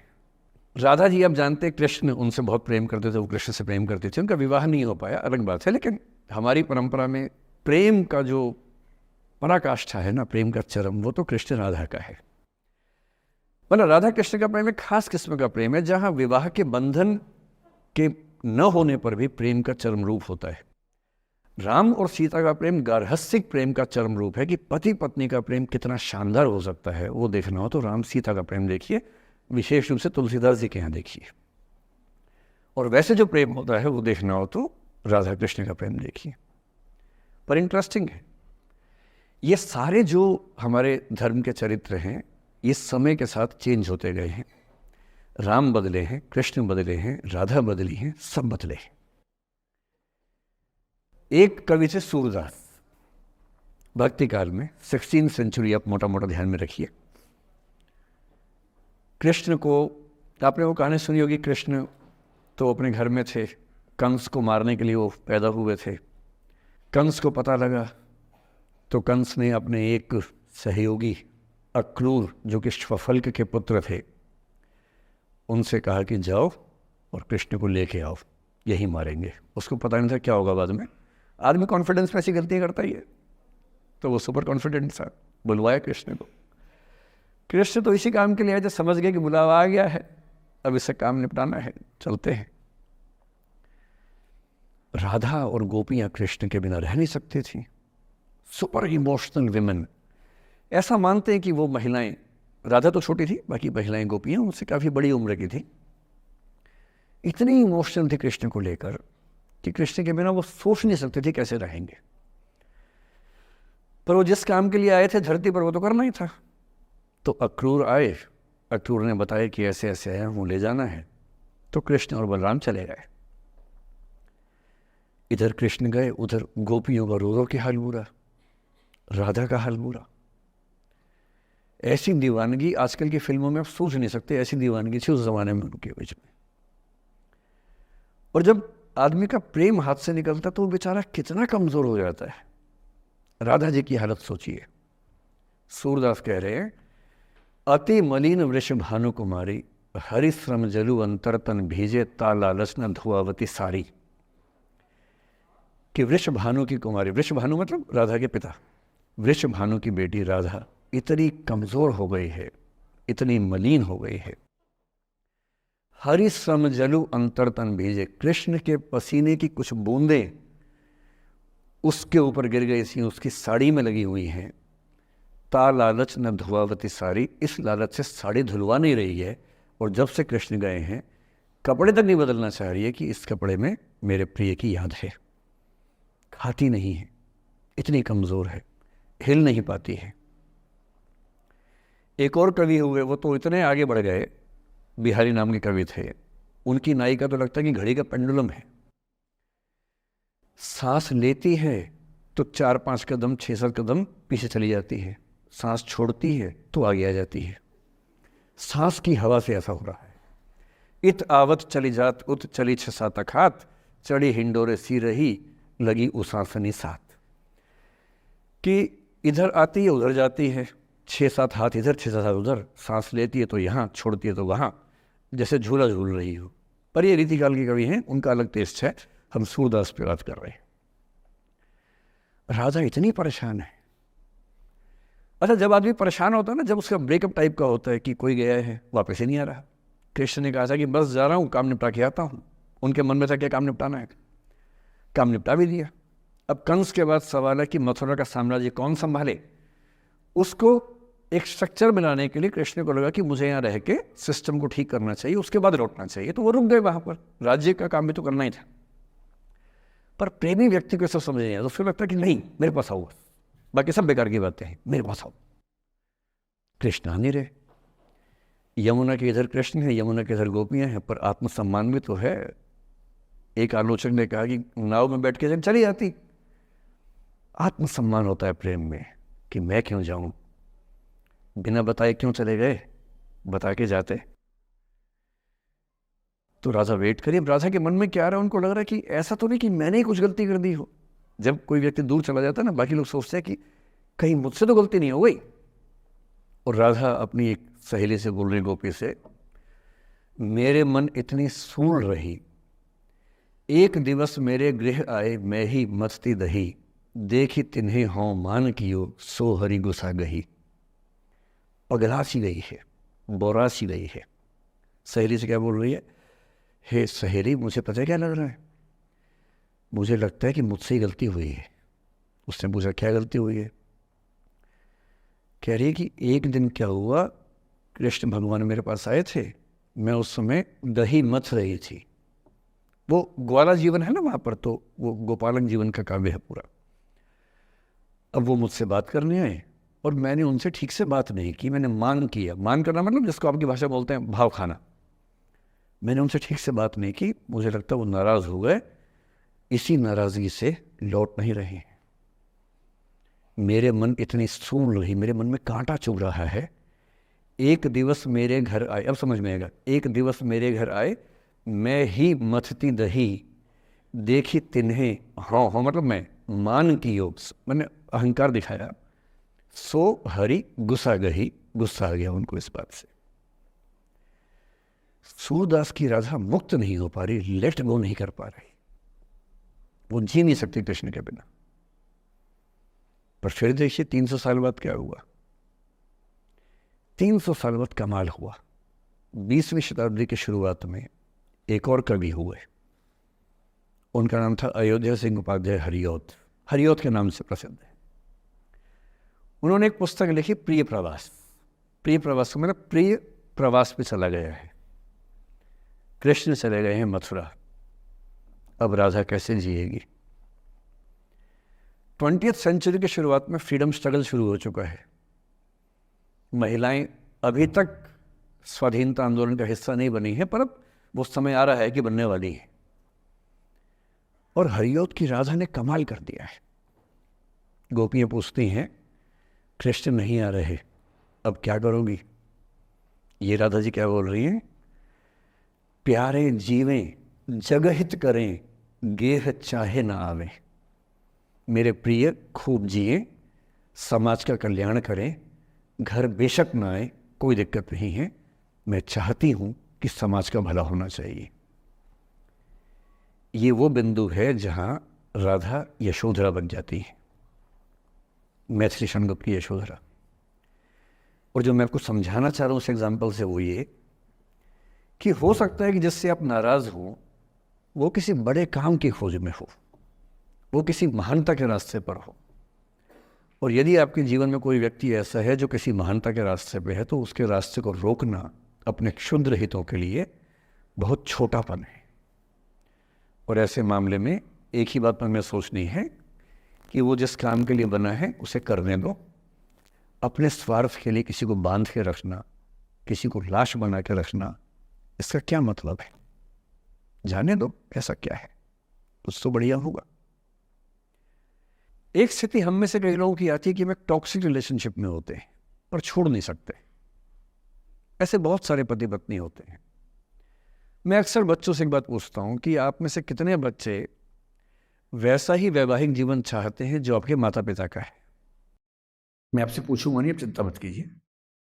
लेकिन जब जब मैंने पूछा है, मुश्किल से 1 या 2% ने हाथ खड़ा किया है। 97-98% लोग मानते हैं कि वैसा तो नहीं चाहिए, उससे कुछ अलग चाहिए। क्योंकि हम सब जानते हैं कि हमारे माता पिता भी, हमारे समाज के बाकी लोग भी बहुत समझौते करते हैं ताकि बच्चे अच्छा जीवन जी सके। आप भी करेंगे समझौते, सबको करने पड़ते हैं। यह है कि आप समझौते शायद उतने नहीं करेंगे जितने आपके माँ बाप ने किए होंगे, उनके माँ बाप ने और ज़्यादा किए होंगे। हर पीढ़ी कम समझौते करती है, ये समाज के विकास का एक तरीका होता है। पर ऐसा होता है कि आप एक ऐसे रिश्ते में आप छोड़ भी नहीं सकते, जी नहीं पा रहे, छोड़ सकते नहीं। क्योंकि आप तो छोड़ देंगे, आपके चक्कर में कईयों की ज़िंदगी दांव पे लग जाएगी। कैसे छोड़ दें? 3 छोटे छोटे बच्चे हैं, नौकरी है नहीं, वो माँ अपने पति से रोज़ प्रताड़ना झेलती है, बुरी बातें सुनती है, उसके पास कोई सिक्योरिटी नहीं है, वो बच्चों को नहीं छोड़ सकती। बच्चों को लेके कहाँ जाएगी, क्या करे? टॉक्सिक रिश्ता है।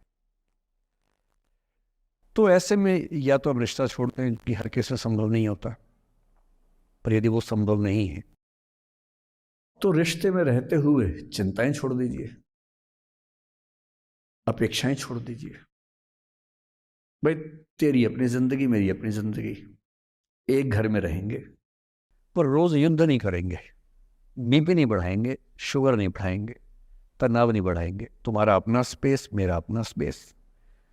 ठीक है, एक छत के नीचे हैं, काम चला लेंगे, किसी और को नहीं बताएंगे, दुनिया के सामने अच्छी अच्छी फोटो खिंचवाते रहेंगे स्माइल कर करके चेहरा, पर कम से कम बच्चे सफ़र ना करें, परिवार सफ़र ना करे, जी लेंगे, झेल लेंगे। और ऐसे माहौल में साहिर ने जो कहा था ना, उसी कविता की कुछ पंक्तियां बड़ी महत्वपूर्ण हैं कि बर्बादियों का सोग मनाना फिजूल था। कि बर्बादियां हैं जीवन में, पर ठीक है, कितना दुख मनाएंगे, अब है तो है, क्या कर सकते हैं। बर्बादियों का सोग मनाना फिजूल था, बर्बादियों का जश्न मनाता चला गया। और फिर अंत में इतनी सुंदर बात कहते हैं, गम और खुशी में फर्क न महसूस हो जहां, मैं दिल को उस मुकाम पे लाता चला गया। कि ठीक है, जैसी जिंदगी है उसको वैसे जिएंगे, अपेक्षाएं नहीं पालेंगे, ना तुम उम्मीद करना, और हम किसी तरह से मैनेज करके जिंदगी गुजार लेंगे। ये है अंतिम जो आपके जीवन में समस्या हो सकती है, करियर को लेके हो सकती है कि आपने कुछ करियर दिमाग में रखा हुआ है, ठान लिया है कि आईएएस बनना है या कुछ बनना है। आप कुछ भी ठान लें, सिर्फ आपके हाथ में नहीं होता है। सफलताएं असफलताएं जीवन में रहती हैं। 10-11 लाख लोग आईएएस का फॉर्म भरते हैं, 5 लाख आईएएस का एग्ज़ाम देते हैं, 1000 का सिलेक्शन होता है। हर एग्ज़ाम में घुमा फिरा की यही स्थितियाँ होती हैं। पॉलिटिक्स में, स्पोर्ट्स में, बिजनेस में, हर जगह कंपटीशन इतना है। सफल होने की जितनी संभावना है उससे कई गुना संभावना विफल होने की हर क्षेत्र में है। सफल नहीं हो पाए तो क्या करेंगे? और मैंने ऐसे लोगों को देखा है कि आईएएस नहीं बन पाए 20 साल पहले, और 20 साल से रोज घुट रहे हैं कि आईएएस नहीं बन पाए। रात दिन यही ख्याल होता है कि आईएएस नहीं बन पाए, या पीसीएस नहीं बन पाए, या कुछ खास सोचा था जो नहीं कर पाए। तो मैं आप लोगों से निवेदन करूंगा कि यदि आपकी आर्थिक पृष्ठभूमि ऐसी नहीं है कि जो बहुत मजबूत हो, तो हमेशा एक बैकअप ऑप्शन ज़िंदगी में लेके चलिए। किसी करियर को दिमाग पे इतना हावी मत होने दीजिए कि वो नहीं मिलेगा तो कुछ नहीं होगा। आप उस दौर के व्यक्ति हैं जहां इतने ऑप्शंस दुनिया में हैं जितने कभी नहीं थे। इतने ऑप्शंस हैं। बस एक ठीक ठाक सा व्यक्तित्व बना लीजिए, एक ठीक ठाक सा कॉन्फिडेंस रखिए अपने ऊपर, और यदि आपके पास बेसिक स्किल्स हैं भाषा की, चिंतन की, समझने की, कैलकुलेशंस करने की, प्लानिंग करने की, स्ट्रेटेजाइज करने की, और मेहनती आप हैं, मैं गारंटी से कह रहा हूँ कि इस दुनिया में कंपटीशन नंबर्स में बहुत ज़्यादा है, कायदे का कंपटीशन नहीं के बराबर है। बहुत मजबूत लोगों से आपको भिड़ना नहीं पड़ता है। भिड़ते हैं 5 लाख से, पर उन 5 लाख में कुछ ही हैं जो भिड़ने लायक हैं। इतना कॉन्फिडेंस रखिए, जैसे कहते हैं ना कि हम भी दरिया है, हमें अपना हुनर मालूम है, जिस तरफ भी चल पड़ेंगे रास्ता हो जाएगा। इतना भरोसा अपने ऊपर रखिए कि ठीक है, ये नहीं तो कुछ और करेंगे, वो नहीं तो कुछ और करेंगे, लेकिन कुछ ना कुछ बढ़िया कर लेंगे। और उस बढ़िया करने की शुरुआत कॉलेज की ज़िंदगी से होती है। उड़ान सोसाइटी संभाल लेंगे, निष्ठा संभाल लेंगे। अभी मैडम ने बताया कि 80 सोसाइटी से बताई, इसको में 60 बताई। 60 सोसाइटीज़ हैं, किसी सोसाइटी का हिस्सा बन जाइए। ये सोसाइटीज़ का हिस्सा बनने का असली पर्पस क्या है? इसी बहाने एक्सपोजर मिलता है, आप कुछ करते हैं, मंच पे आते हैं, लोगों से मिलना जुलना होता है, स्किल्स डेवलप होती हैं, और अंत में जो जीवन में काम आता है यही स्किल्स काम आते हैं। और यदि वो स्किल्स हमने डेवलप कर लिए, और वो स्किल्स पढ़ाई से नहीं आती हैं, जो क्लासरूम के अंदर की पढ़ाई है वो सबसे कम महत्वपूर्ण चीज़ होती है कॉलेज में। कॉलेज में सबसे ज़्यादा महत्वपूर्ण है ये अपॉर्चुनिटीज़, लोगों से बात करना, कुछ ऑर्गेनाइज करना, कहीं फेल होना, कहीं पास होना, वो सब करते रहिए। और मैं दावे से कह रहा हूँ कि इस दुनिया में कंपटीशन कहने के लिए ज़्यादा है, दरअसल ज़्यादा नहीं है। पूरी बात का सार ये है कि किसी की भी ज़िंदगी फ्लैट नहीं होती है, उसमें कर्व्स आते रहते हैं, ऊंच नीच सबकी ज़िंदगी में आती है। मैंने भी कम नहीं झेली है, आज मैं यहाँ खड़ा हूँ ऐसे नहीं खड़ा हूँ, कुछ तो झेला ही होगा, मैंने भी ठीक ठाक झेला है। जिस उम्र में आप मौज मस्ती करते हैं, मैंने उस उम्र में कैलकुलेटर बेचे हैं। मैं सेल्समैन रहा हूँ 17 की उम्र में, और मैं बिजनेस फैमिली से नहीं हूँ। बिजनेस फैमिलीज में बच्चों को 17 में काम पे लगा देते हैं। मैं तो नौकरी पेशा परिवार से था, कुछ समस्याएं थी तो सेल्समैन बन के घर घर में जाके बेचना पड़ता था। तौहीन भी होती थी, लोग धिक्कारते भी थे, मजाक भी उड़ाते थे।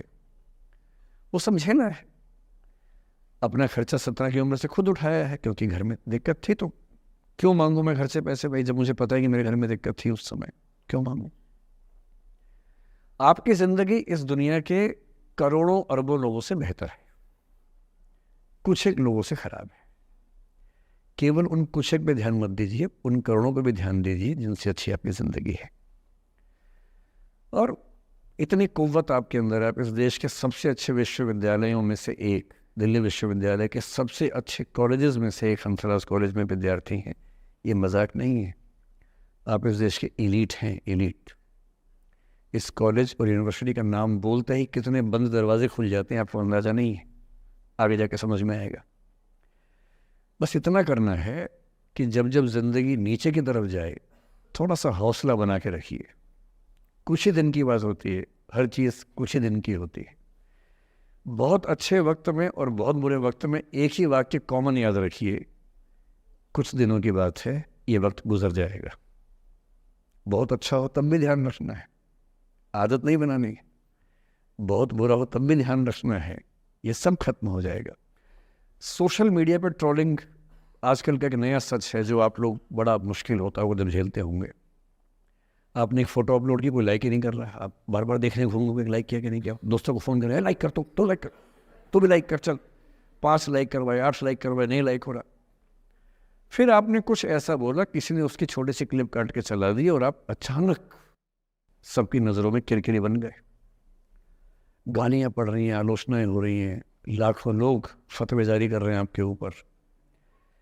इतनी बेचैनी होती है इस दौर में। पहले के दौर में ये नहीं था, आपने कहीं कुछ बोला ख़त्म हो गई बात। अब किसी ने रिकॉर्ड कर ली, सोशल मीडिया पे आ गई, ख़त्म ही नहीं हो रहा। राइट टू बी फॉरगॉटन हमारे देश में है नहीं और प्रैक्टिकली संभव भी नहीं है। कैसे आप उसको अप्लाई करेंगे? आप कभी ना कभी कुछ ऐसा बोलेंगे, या तो गलत बोलेंगे या उसमें से कोई क्लिप कोई काटेगा, इतनी गालियाँ पड़ेंगी और पहली बार जीना मुश्किल हो जाता है। मैंने आज से 7-8 साल पहले 1.5 साल तक एंग्जाइटी की दवाइयाँ खाई हैं, जबकि मैं बहुत ही मस्त वाला किस्म का आदमी हूँ, मैंने खाई हैं। और जीवन में एक आध ऐसा दौर सबका आता है, आ जाना चाहिए। जब जीवन में एक आध बार ऐसा हो कि सारी दुनिया पीछे पड़ गई है, बहुत दिक्कत होगी, घबराहट होगी, बेचैनी होगी, एंग्जाइटी होगी, डिप्रेशन होगा, सब कुछ होगा। लेकिन एक बात ध्यान रखना, मेरी इस बात को ध्यान रखना, वो पहली और आखिरी परीक्षा है, उसके बाद कभी नहीं होगा। 8 साल पहले ऐसा कुछ हुआ था कि मैंने बहुत दवाइयाँ खाई, 1.5 साल दवाई खाई, 1.25 साल खाई दवाई। कारण पता था, कारण ठीक हुआ, दवाई छूट गई। उसके बाद मैंने ज़िंदगी का सबसे मुश्किल फेज़ पिछले साल झेला था, जब मेरे एक वीडियो की क्लिप मीडिया पर चली, FIR हुई, पता नहीं क्या क्या हुआ, सब कुछ हुआ। पर मैं आपके सामने बहुत ईमानदारी से कह रहा हूँ, मुझे तनाव नहीं हुआ, डिप्रेशन नहीं हुआ, एंग्जाइटी नहीं हुई, क्योंकि मैं पहले झेल चुका था। अब पिछले 7 दिन से मेरी 5 साल पहले की एक क्लिप चला रही है वीडियो आजकल। 2019 के इलेक्शन से पहले जनवरी में मैं क्लास लेते हुए कह रहा हूँ कि अब इलेक्शन का टाइम आ गया, अब मंदिर का तमाशा शुरू हो जाएगा और ये पॉलिटिक्स के मामले हैं, सब बेकार की बातें। उस समय ना सुप्रीम कोर्ट का जजमेंट आया था, ना कुछ और हुआ था। आज मेरा बड़ा सीधा स्टैंड है कि जब सुप्रीम कोर्ट की कॉन्स्टिट्यूशन बेंच ने 5-0 से सहमति दी है और उसके बाद कॉन्स्टिट्यूशन तरीके से मंदिर बन रहा है, मैं कौन होता हूँ नाराज़ होने वाला? मुझे क्यों खुश नहीं होना चाहिए? दुनिया में हर धर्म के ईश्वरों के नाम पर मंदिर हैं, उनके जन्म स्थान पर मंदिर हैं, मेरे धर्म में क्यों नहीं होना चाहिए? मुझे क्यों परेशान होना चाहिए? और कुछ लोग पिछले 7 दिन से 5 साल पहले की क्लिप चला रहे हैं। मेरी टीम परेशान है, मैं परेशान नहीं हूँ। मुझे भेजते हैं कि सर ऐसे हो गया, सर इतनी वीडियो चल रहे हैं। मैं सुनता हूँ पर तनाव नहीं होता है, क्योंकि मुझे पता है कि किसी दिन किसी मंच पर हो, जैसे आज मैंने बात बोल दी, कहीं और बोल दूंगा, बात खत्म हो गई। कितना लोड लेंगे? और आप लोड लेते रहेंगे तो दुनिया देती रहेगी। दुनिया के पास बहुत है देने के लिए, वो हमेशा देते रहेंगे। खुद को ऐसा फूल प्रूफ बना लीजिए, शील्ड बना लीजिए अपने आसपास कि तनाव आता है फिसल के निकल जाता है। और अगर आप तनाव झेलने के लिए समर्थ हो जाते हैं, लेट गो कर देते हैं, मैं दावे से कह रहा हूँ, सफल कितने होंगे मुझे नहीं पता, ज़िंदगी आपकी शानदार होगी, ये मैं गारंटी दे रहा हूँ। और जब जब बुरा अनुभव हो, जब जब जीवन में बुरा अनुभव हो, सबको होता है, आपको भी होगा। जब जब बुरा अनुभव हो, मेरा सूत्र वाक्य है, जो मेरे व्हाट्सएप का स्टेटस भी है परमानेंट, मेरे दिल में गुथा हुआ है, दिल पे छपा हुआ है, सबको बोलता हूँ, हर क्लास में बोलता हूँ, आपको भी बोल रहा हूँ। एक लाइन याद रखना, क्यों डरे जिंदगी में क्या होगा, कुछ ना होगा तो तजुर्बा होगा, उससे बड़ा कुछ नहीं है। अब मैंने ठीक ठाक टॉर्चर कर लिया बच्चों पर, इससे ज़्यादा करना शोभा नहीं देता। इसके साथ ही बात समाप्त करता हूँ। बहुत बहुत धन्यवाद सुनने के लिए।